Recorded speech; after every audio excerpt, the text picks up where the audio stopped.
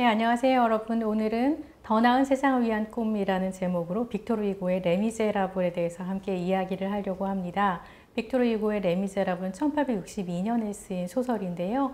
이 작품을 바탕으로 해서 톰 호퍼라는 감독이 레미제라블이라는 뮤지컬 영화를 만들었어요. 2012년 작품입니다. 빅토르 유고의 레미제라블은 1801년에 잡지 기사의 기사를 보고서 빅토르 유고가 나중에 이걸 고안을 해서 쓴 작품인데요. 총 17년간의 집필 기간이나 걸렸다고 해요. 그래서 잡지에 가난한 사람이 빵을 훔쳐서 5년이나服욕을 했던 그런 사건이 있었는데요. 이 사건을 바탕으로 해서 여러분이 잘 알고 있는 장발장 이야기의 모태가 되는 그런 이야기가 됐습니다.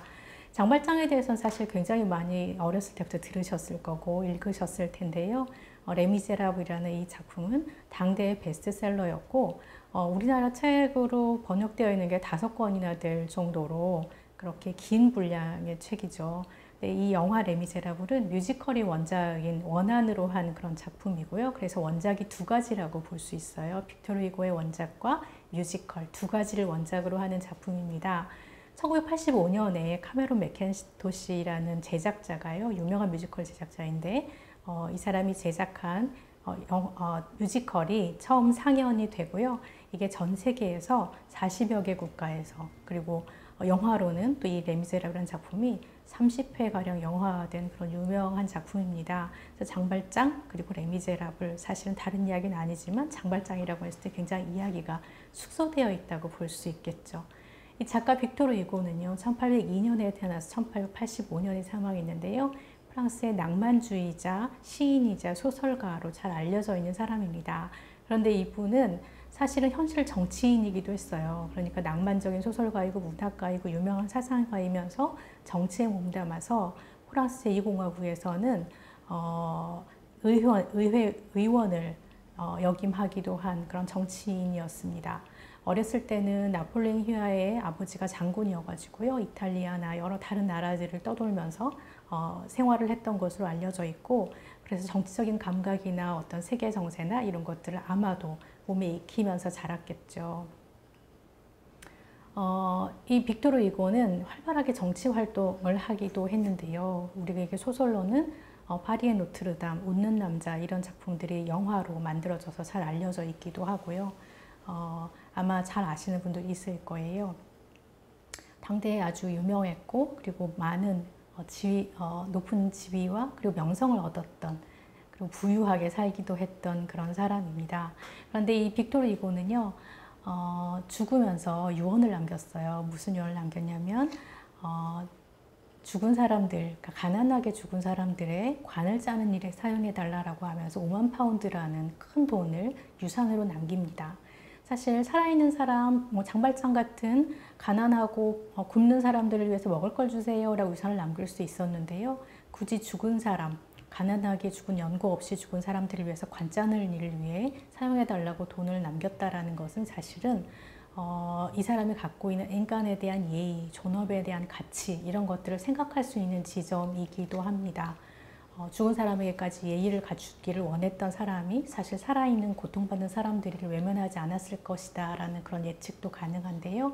이 장발장이 죽을 때에는 장례식에 유럽 각지에서 200만 명이나 되는 사람이 모였다고 해요. 그래서 많은 사람들이 모여서 추모하고 존경을 표한 만큼 당대의 유명한 그런 작가이자 정치인이었습니다. 빅토르 유고가 레미제라블, 사실 레미제라블이라는 작품은 더 미저러블이라고 해서 불쌍한 사람들이라는 뜻이잖아요. 이 작품을 썼을 때에는 프랑스의 당대 사회에 여러 가지 모순들 그리고 억압받는 사람들, 고통받는 사람들에 대한 관심이 있었다고 생각할 수 있는데요. 이 작품을 이해할 때 19세기 프랑스의 배경을 생각하면 조금 더 깊이 있게 이 작품을 이해를 할 수가 있습니다. 사실 이 레미제라블이라는 영화, 톰 호퍼의 뮤지컬 영화는 1815년 프랑스 혁명 이후 26년이 지났다라는 자막을 가지고 시작을 해요. 그러면서 이제 왕이 다시 정치에 복고됐다, 왕정 복고 시기이다라는 어떤 명시를 가지고 시작을 하는데요.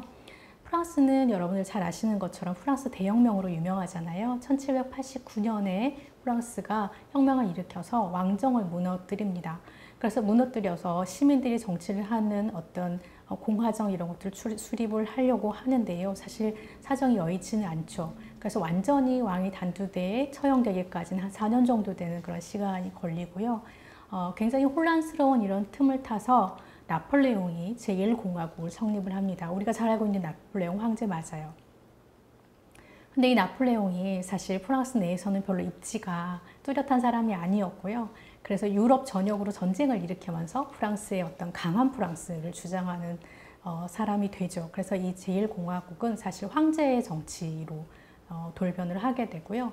그래서 여러 가지 이제 어려움들을 겪다가 왕정이 복고되는 것, 다시 말하면 왕을 무너뜨리고 공화정을 성립을 했는데 이제 다시 왕보다 더한 것 같은 황제가 나타나서 더 큰 제국이 이루어지고 억압이 계속되고 이런 어려움들이 계속되니까 아니야, 다시 왕이 필요하겠다라고 생각했던 시기가 왕정복고 시기, 마침 루이 18세가 그래서 망명가에 있다가 돌아옵니다. 이게 1815년이에요. 1815년에 나폴레옹이 완전히 패망하고 왕정복고가 되던 시기였고요. 그래서 장발장이 출소하던 시기예요. 감옥에서 가석방되어서 나오던 시기가 1815년으로 굳이 설정이 되어 있습니다. 당시에 프랑스가 굉장히 자유와 어떤 시민들이 주인이 되는 세상에 대한 희망에 들떠 있다가 실망하게 되고 여러 가지 어려움들을 겪은 다음에 서민들은 여전히 고통스럽고 이런 상황들, 그래서 혁명도 사실 큰 변화를 가져오지 못한 것 같은 실제적으로 서민들의 삶에 있어서는요. 그래서 그런 어려움들을 드러내면서 이 영화가 시작한다고 생각할 수 있어요. 그리고 사실은 영화의 직접적인 배경이 되는 것은 1832년인데요. 이 1832년은 또 어떤 해이냐면요. 왕정복고와 왕이 통치하는 것과 또 공화정, 그러니까 의회가 통치해야 된다라고 주장하는 사람들이 애매하게 그 주도권을 놓고 싸우던 그런 시기이기도 했습니다. 근데 공화당의 주도자인 라마르크라는 사람이 이때 사망을 하거든요. 그때 기점으로 해서 1832년에 6월 봉기가 일어나요. 하룻밤에 불과한 짧은 그런 혁명이었지만 사실은 굉장히 많은 희생자를 낸 그런 사건이 됐습니다. 이 시기가 영화에서 나오는 마리우스라는 젊은 혁명가 있죠. 장발장의 딸인 코제트를 사랑하는 남성으로 나오는데 이 남성이 이 혁명에 가담하는 것으로 이 시기가 굉장히 중요한 배경으로 등장을 합니다. 그러니까 사실 19세기 프랑스를 다루면서 이 레미제라블이라는 영화가 이야기하는 것은 단지 가난한 사람이 빵 한 덩어리를 조카들을 위해서 훔쳤다가 19년이나 복역을 했다더라. 굉장히 억울한 사람이고 이 사람이 미리엘 주교라는 착한 신부를 만나서 용서를 받고 개과천선했다라는 이런 단순한 이야기는 아니라는 얘기예요. 영화는 이 점을 굉장히 강조를 하면서 이것이 프랑스의 혁명기와 또 정치적인 상황과 사회적인 문제, 서민들이 억압받고 있는 것들과 관계가 있다는 것을 분명히 하면서 시작하는 그런 작품이라고 볼 수 있습니다.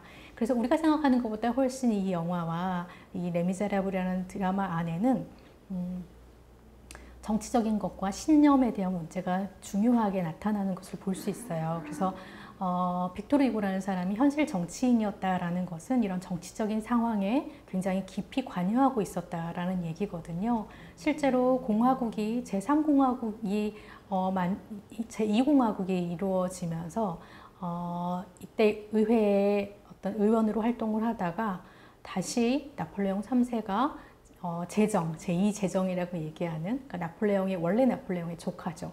이 조카가 다시 황제 정치를 하려고 했을 때 위협에 빠지게 되어서 벨기에로 망명을 가기도 합니다. 그러니까 굉장히 어려움도 실제적으로 많이 겪었던 사람이고요. 그런데도 불구하고 낭만주의자라고 말씀드렸잖아요. 현실 정치에 몸담고 있고 여러 가지 억압과 어떤 어려움과 이런저런 정치 체제를 다 경험하면서도 낭만주의적인 이상과 더 나은 세상을 향한 꿈이나 이런 것들을 버리지 않았던 것이 빅토르 유고의 작품 세계에 계속해서 등장하는 그런 특징이기도 합니다. 그런 얘기들을 우리가 생각하면서 이 작품을 보면 훨씬 더 깊이 있게 이해를 할 수 있을 것 같다라는 생각이 들어요. 네, 영화 레미제라블에는 굉장히 많은 사람들이 등장을 합니다. 이 사람들이 각자 자기가 더 나은 세상을 위해서 어떤 것을 필요로 하는지 혹은 어떤 것들을 꿈꾸는지에 대한 고민들이 드러나는 부분들이 있는데요. 가장 대표적인 인물은 장발장이겠죠. 장발장은 미리엘 주교를 만나고 나서 자비와 긍휼을 경험을 합니다. 다시 말하면 용서를 경험하고 사랑을 경험한 사람이죠. 그 전까지는 그런 것들을 경험하지 못해서 생계를 위해서 훔쳐야만 했고 또 감옥에 가서도 계속해서 탈출을 해야만 하는 그런 세상을 믿지 못하고 자기가 혼자 살아남아야 된다고 생각하는 사람이었어요. 근데 이 사람이 미리엘 주교를 만나고 나서 여러분 아시는 것처럼 변하죠. 그리고 나서 완전히 새로운 삶을 살기로 결심을 하는데요. 이 영화의 초반에 굉장히 인상적인 장면이 있어요. 자베르가 아직 간수 시절이었을 때 이야기인데요. 장발장이 노동을 하고 있을 때 자베르가 장발장을 부르죠. 그래서 굳이 이름을 부르는데요. 번호로 부릅니다. 24601이라고 부르죠. 24601이라고 부르면서 하는 얘기가 있어요. 너 나를 기억해. 내가 너 꼭 기억할 거야. 너 같은 흉악범은 벌을 받아야 돼. 그러면서 이 자베르는 장발장이 가석방돼서 나가는 것이 너무 못마땅하다는 것을 티를 내죠. 죄를 지었으면 벌을 받아야 되는데 나가는 것이 못마땅하다는 거고요. 여기에 장발장은 24601이라고 부르는 자베르의 말에 나는 장발장이야 라고 답합니다. 자베르가 또 말하죠. 나는 자베르야. 너 나 꼭 기억해. 나 너 기억할 거야. 이게 장발장과 자베르의 대화였어요. 그 뒤로도 이 자베르는 장발장을 만나면 계속해서 장발장 24601을 떠올리게 만듭니다. 반면에 장발장은 나중에 완전히 새로운 삶을 살기로 하면서 마들렌 주교라는 새로운 이름으로 활동을 하고 있죠. 그런데 여기에 이 도시에 시장으로 활동하고 있는 이 도시에 자베르가 와서 장발장을 의심하기 시작합니다. 어디서 많이 본 것 같은데 이런 이야기로 생각나실 거예요. 그런데 장발장이요 굉장히 긴장을 하면서도 나중에 중요한 순간마다 떠올리게 되는 그런 질문이 있어요. 나는 누구인가? 라는 질문을 던지는 중요한 시점 중에 하나가 자베르가 와서 장발장에게 용서를 구하는 장면이 처음이에요. 이때 뭐라고 말하냐면 내가 당신을 의심해서 너무 죄송해요. 저를 용서해 주세요. 장발장이 잡혔습니다. 라고 이야기를 해요. 근데 장발장은 알고 있죠. 그건 자기가 아니잖아요. 장발장을 닮은 누군가가 자기 때문에 잡혔다라는 것을 알게 돼요. 이때 장발장이 갈등을 합니다. 자기가 잡혀가게 되면 자백을 하고 잡혀가면 수많은 사람들이 말하자면 자기 시에 살고 있는 사람들이 죽임을 당하거나 어려움을 당하거나 공장의 문을 닫거나 이런 사건이 벌어지겠죠.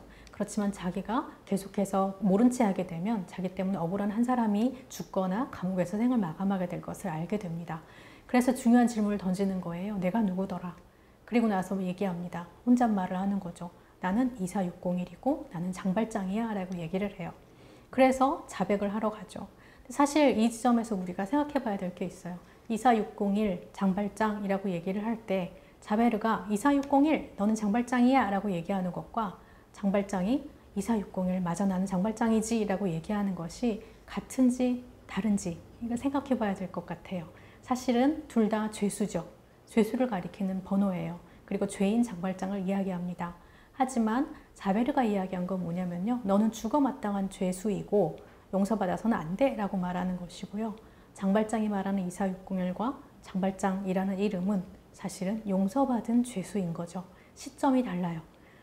장발장이 죄수였다는 사실은 변하지 않습니다. 죄를 지었고 감옥에 갔고 벌을 받아야 하는 사람이었죠. 그렇지만 자베르가 얘기하는 것은 그러니까 넌 구제불능이야 라는 거고요. 장발장이 얘기하는 것은 나는 죄수였지만 용서받은 죄인이야 라는 것을 떠올리고 그에 합당하게 생활을 하고 새로운 삶을 살아야겠다라고 결심을 합니다. 그래서 이 장발장이 용서받은 죄인으로서 할 수 있는 게 뭘까라고 했을 때 가장 중요하게 뛰어들었던 일이 생명을 살리는 일이었어요. 그래서 자기 대신 억울하게 죽임을 당할 수도 있을 그 사람을 살리는 것이 용서받은 죄인으로서 할 일이라고 생각했던 거죠. 그래서 장발장은 이 나는 누구인가 라는 질문에 성실하게 답합니다. 정체성의 문제이고요. 내가 어디서부터 나의 정체성을 규정할 것인가, 어느 시점에 나를 출발점으로 삼을 것인가 하는 굉장히 중요한 일이라고 생각해요. 그래서 이 장발장이 살리게 된 사람들이 있는데요. 포슐류방 영감이 처음으로 나오죠. 마차에 깔린 영감님을 살립니다. 그때 자베르가 장발장을 알아보고 있었어요. 그래서 의심받을 수 있었고 눈이 마주쳐서 굉장히 두려운 상황이었지만 장발장은 마차를 내려놓지 않습니다. 그리고 포슐류방 영감을 살리죠. 그리고 코제트를 살려요. 코제트는 팡틴이라는 여인의 딸이죠. 팡틴도 살리는데요. 결국 뭐 팡틴은 병에 걸려서 죽게 되긴 하지만 팡틴의 부탁으로 코제트를 살리게 되고요. 코제트를 사랑하는 마리우스라는 청년을 나중에 혁명군 내에서 부상당해 있는 것을 살려내게 되죠. 그리고 심지어는 자베르도 살려줍니다. 원수에 가깝고 그리고 자기를 계속해서 위협하는 존재인 자베르도 살려주는 것이 생명을 중요하게 생각하는 장발장의 한 일이었어요. 용서받은 이후에 했던 일들입니다. 물론 마들렌 시장으로서 수많은 사람들의 어떤 생계를 책임진 것도 생명을 살리는 일의 한 가지라고 볼 수 있겠죠. 반면에 자베르는요, 더 나은 세상을 위해서는 정의가 필요하다고 믿었던 사람이에요. 근데 이 자베르의 정의는 사실은 법이라는 거였죠. 법이 곧 정의라고 믿었던 것이 자베르의 한계였다고 볼 수 있습니다. 그런데요, 우리가 장발장 이야기에서 흔히 생각하는 것은 장발장과 자베르는 서로 적인 것처럼 느껴지는 경우가 많아요. 그리고 자베르는 마치 장발장을 끝까지 괴롭히는 악당인 것처럼 생각이 되죠. 그렇지만 이 빅토르 이고는 사실 그렇게 다루지 않아요. 장발장과 자베르가 만났을 때, 나중에 다시 만났을 때 장발장이 자베르에게 그렇게 얘기를 해요. 당신과 나는 같은 꿈을 꾸고 있는 것 같군요 라고 얘기를 합니다. 범죄가 없는 세상, 안전한 세상, 정의로운 세상을 꿈꾸는 것은 자베르도 장발장도 마찬가지였어요. 그런데 자베르는 법이 전부라고 생각했던 것이 문제였다고 볼 수 있겠죠. 그래서 법을 어기는 것은 정의롭지 못한 것이라는 믿음 안에 갇혀 있었고 평생 그것을 위해서 살아왔던 사람입니다. 그런데요, 장발장이 이 빅토르 후고가 자베르에 대해서 썼던 것들을 보면 사실은 자베르가 어떤 인물인지 조금 더 자세히 알 수 있어요. 이 자베르는 어렸을 때 감옥에서 나고 자랐습니다. 어떤 사람이 감옥에서 나고 자랄까요? 사실은 부모가 죄수였던 건데요. 자베르의 부모는 둘 다 사기꾼이었습니다. 엄마는 카드짐을 치는 사람이었고 아빠는 사기꾼이었어요. 이 어린 자베르가 감옥 안에서 자라면서 보았던 세상은 딱 두 가지 부류였습니다. 하나는 제복 입은 사람들 중에서 죄수복을 입은 사람과 간수복을 입은 사람이었죠. 죄수와 간수, 그리고 죄를 지은 사람과 벌하는 사람, 법을 어기는 사람과 법을 지키는 사람. 자베르가 봤던 세상은 이 딱 두 가지였던 거예요. 그렇다면 어린 자베르가 죄수인 부모를 따라 살지 않고요. 경감이 되고 간수가 됐다라는 것은 사실 자신의 한계 안에서 가장 최고 될 수 있는 것에 옳은 사람이라고 볼 수 있어요. 그래서 최선을 다해서 살았던 사람인 거죠. 그런데 이 자베르가 나중에 절망할 수밖에 없었던 것은 너무 분명하게 믿었던 세상이 그게 아닐지도 모른다라는 것을 발견했을 때였는데요. 바로 장발장이 나타났을 때였습니다.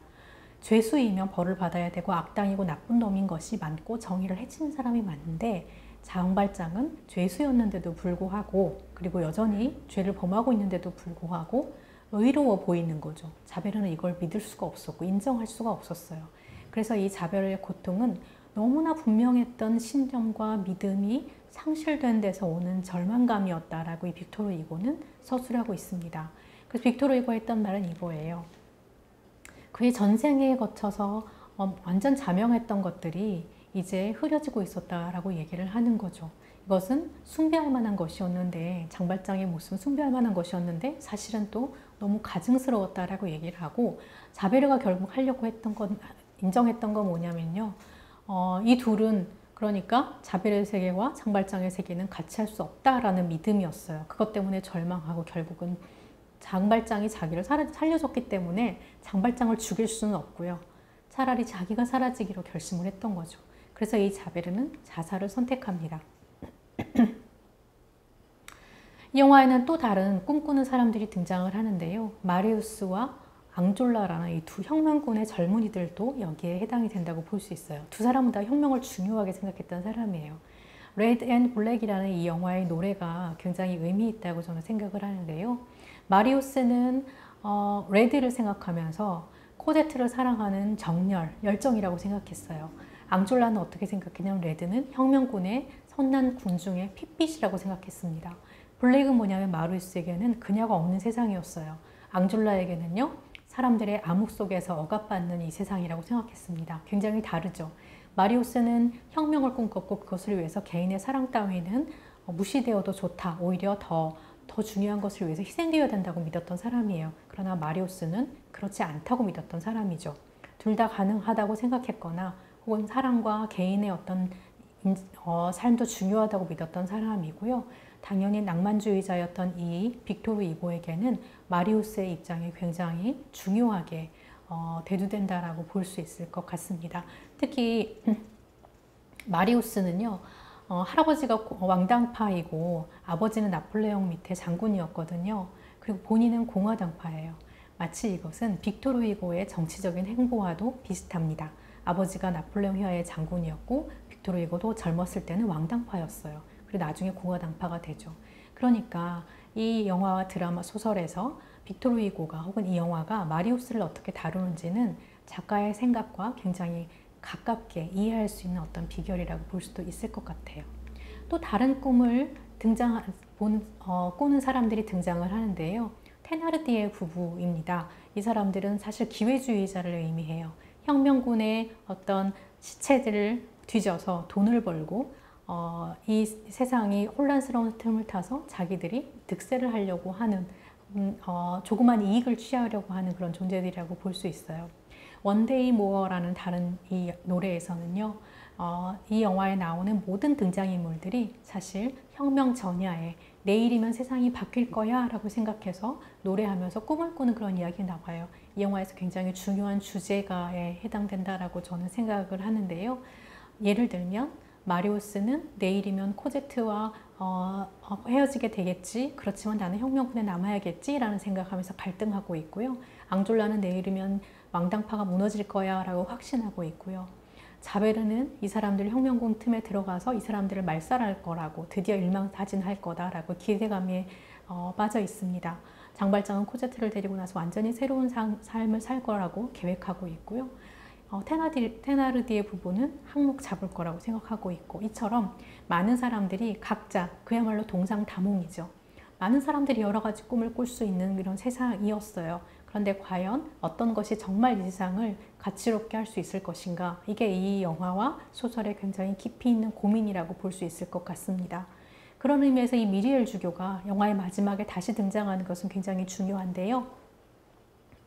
미리엘 주교는 장발장과 자베르가 각각 정의로운 세상과 아름다운 세상을 꿈꿨지만 자베르는 만나지 못했던 한 인물이라고 볼 수 있을 것 같아요. 자비와 용서를 경험하지 못했던 것에는 이 미리엘 주교 같은 한 사람을 만나지 못했던 것에 영향이 있지 않을까라는 생각들을 하게 되고, 장발장은 이 미리엘 주교의 인도를 받아서 마지막에 내일에 대한 완전한 새로운 희망, 또 어떻게 보면 죽음이지만 또 희망의 길로 가게 되는 것을 볼 수 있어요. 그래서 이 마지막 장면에 나오는 Do you hear the people sing? 이라는 이 노래는요, 굉장히 희망찬 것처럼 보이잖아요. 내일이면 그날이 올 거야, 곧 올 거야 라고 노래하는 희망찬 노래인데, 이 노래가 나오는 이 장면에 바리케이트 위에 사람들이 올라서 있죠. 올라서 있는 사람들의 공통점이 있는데요. 다들 죽은 사람들이라는 거예요. 장발장이 이 대열에 합류하게 되는 거죠. 그러면서 내일이면 새로운 날이 올 것이다 라고 희망찬 어떤 노래를 부르면서 영화가 끝이 나는 걸 볼 수 있어요. 그러나 이 희망은 그냥 오지는 않죠. 희생을 딛고 일어나고 죽음이 있었다라는 것을 보여주는 그런 장면이기도 합니다. 그러나 안타깝게도 사실 이 희생자의 대열 안에 죽은 사람임에도 불구하고 자베르는 끼지 못했죠. 그래서 이 영화에서 또 자베르의 죽음과 어떤 그가 믿었던 어떤 세상이나 가치 이런 것들을 더 새롭게 생각하게 하는, 안타까움을 가지고 보게 하는 그런 대목이기도 합니다. 이 소설과 영화가 우리에게 남기는 질문 중에 굉장히 중요한 것은 바로 이런 점이라고 생각해요. 사랑과 정의는 과연 절대로 공존할 수 없을까? 자베르는 그렇게 믿었죠. 자비로운 세상이면서도 정의로운 세상이 있을 수는 없는 걸까? 빅토르 후고는 어떻게 생각했을까요? 정의와 법을 다루는, 법적인 정의를 다루는 정치인으로서 이 빅토르 후고는 낭만적인 어떤 자비와 개인의 어떤 희망과 새로운 세상에 대한 꿈, 이런 것들도 결코 놓지 못했던 것을 볼 수 있어요. 그래서 우리가 생각할 수 있는 건 뭐냐면요, 이 정의라는 것이, 자베르가 얘기하는 이 정의는 법이었고요. 이 법이라는 결국 징벌적인 정의라고 얘기를 하거든요. 법이라는 것은 벌을 함으로써, 잘못한 사람을 벌 줌으로써 유지하는 정의의 형태이고, 정의에서는 가장 하급이고 최소한의 형태라고 볼 수 있어요. 법이 왜 만들어지는가를 생각해보면 우리가 조금 이것들을 더 잘 이해할 수 있는데요. 법은 약자들을 보호하기 위해서, 그것마저 없으면 사실은 아무데도 호소할 데 없는 사람들을 위해서 만드는 것이 법이죠. 그렇게 생각하면요, 법은 최대치가 아니고 가장 궁극의 것이 아니고 가장 최소한의 것이라고 볼 수 있어요. 그래서 우리가 이해할 수 있는 건 뭐냐면요, 이 결국 정의라는 것은, 혹은 법이라는 것은 약자를 위해서 작동할 때 가장 정의로울 수 있다라는 것이 우리가 이 영화와 소설에서 이해할 수 있는 정의에 대한 굉장히 중요한 관념이라고 생각합니다. 그래서 우리가 현실에서는 사실은 정의로우면서도 사랑이 많기는 쉽지가 않고요. 사랑이 아주 많고 용서를 하면서도 정의를 이루는 것은 쉬운 일은 아니지만 이 가치를 놓지 않고 계속해서 갈 때 이 혁명과 죽음과 희생을 딛고 이것들이 헛되지 않고 새로운 내일이 올 것이다 라고 얘기하는 것이 이 영화가 말하는 정의에 대한 희망이고 삶의 가치라고 생각할 수 있을 것 같습니다. 네, 오늘은 빅토르 이고의 작품 레미제라블을 가지고 만든 뮤지컬 영화 레미제라블에 대해서 함께 이야기를 해보았습니다. 사랑과 정의와 더 나은 세상을 향한 꿈에 대해서 함께 같이 더 고민해 볼 수 있었으면 좋겠습니다. 감사합니다. 오늘 강의는 마치겠습니다.